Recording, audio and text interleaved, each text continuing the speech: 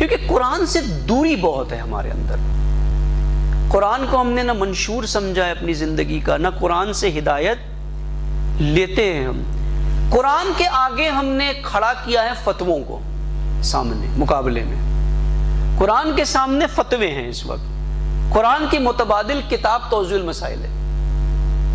اس کو کھولیں گے، قرآن کو نہیں دیکھیں گے قرآن کیا کہہ رہا ہے. وہ اہل سنت میں بھی اسی طرح سے ہے کہ ان کے اندر یہ ہے کہ امام کا فتوے کے آگے حدیث کو رد کر دیا جائے.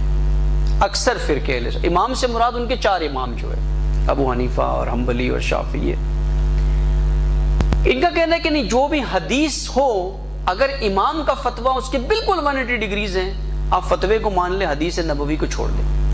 حدیث تو صرف حدیث نبوی ہے، وہاں ترک کر دیں. وہ شیعوں کے بھی یہی ہے، مرجع کا فتویٰ ہو اور سامنے قرآن کی کلیئر آیت ہو، بینہ ہو بالکل، اس کو رد کر دیں، فتوے پہ چل پڑے.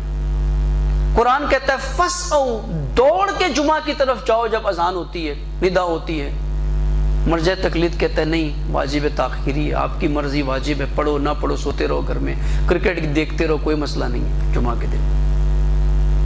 قرآن کہتا ہے دوڑ کے جاؤ، فتویٰ کہتا ہے ضرورت ہی نہیں ہے آپ کو کیونکہ امام غیبت میں. رد کر دیا نا ہم نے، قرآن کو رد کر دیا نا. قرآن ربا کے بارے میں کیا کہتا ہے، فتویٰ کیا کہتے ہیں. کریں رہبر معظم سید علی خامنائی جناب، انہوں نے فتویٰ دیا، یعنی ان کے بقول جو قرآن کے مقابل شخصیت آئی ہوئی ہے رہبر معظم کی ہے. جی امام خمینی بھی کیا فرما رہے ہیں کہ جمعہ واجب تاخیری ہے.